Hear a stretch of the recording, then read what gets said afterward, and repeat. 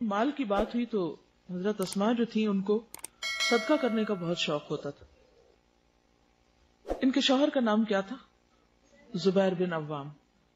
اسماء بنت ابی بکر سے روایت ہے کہ وہ نبی صلی اللہ علیہ وسلم کے پاس حاضر ہوئی. عرض کیا، اے اللہ کے نبی، میرے پاس کوئی چیز نہیں سوائے اس کے جو زبیر مجھے دیں. یعنی میں خود کچھ نہیں کماتی، کچھ ہے ہی نہیں، میں کیا صدقہ کروں؟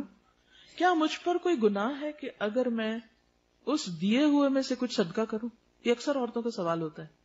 تو حضرت اسماء نے یہ سوال نبی صلی اللہ علیہ وسلم سے کر کے ہمارے لیے جواب لے لیا.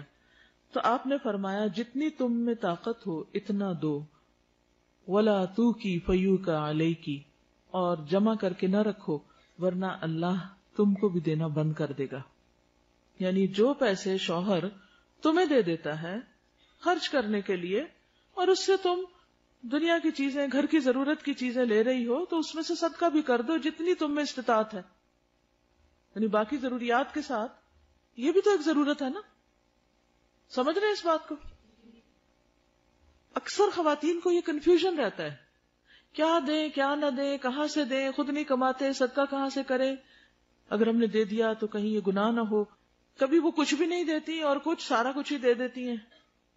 کچھ پھر مزید چوری کرنے لگتی ہیں کہ یہ کر کے ہم کوئی خیر کا کام کر لیں. یہ سارے طریقے درست نہیں. کیا کرنا چاہیے؟ روزمرہ زندگی میں صدقہ خیرات اسی طرح شامل کر لینا چاہیے جیسے ہم اپنی دیگر ضروریات چھوٹی موٹی پوری کرتے رہتے ہیں. مثلا اگر آپ نے اپنے گھر والوں کے لیے کھانا خریدا ہے اور اس کو آپ پکا رہی ہیں، آپ گھر والوں کو کھلا رہی ہیں، تو ساتھ کسی یتیم مسکین کو بھی کھلا دیں، اسے کیا مشکل ہے؟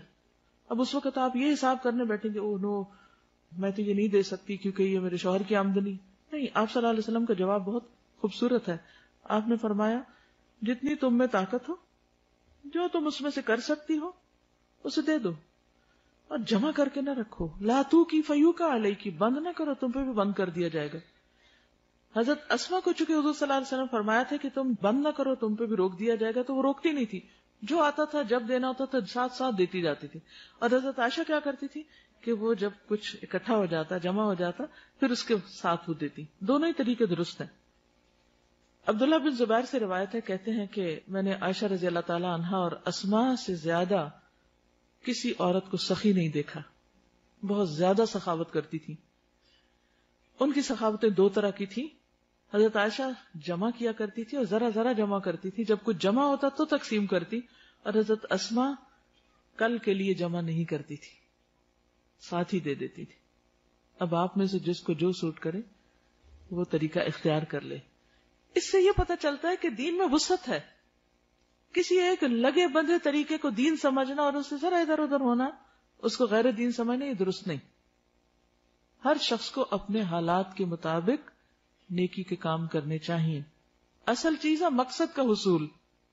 رستہ ادھر سے بھی جا سکتا ہے اور ادھر سے بھی جا سکتا ہے، بشرطے کہ آپ وہیں پہنچے جہاں پہنچنا چاہیے، کریں وہی جو کرنا چاہیے. جی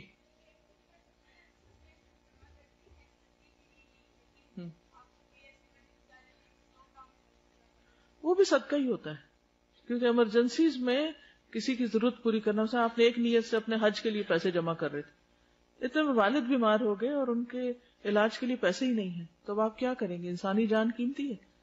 آپ وہ پیسے ان کو دے دیں گے تو انشاءاللہ اللہ تعالیٰ آپ کی نیت پوری کر دے گا اور آپ کو حج کا ثواب بھی مل جائے گا. تو ایسا کیا جا سکتا ہے.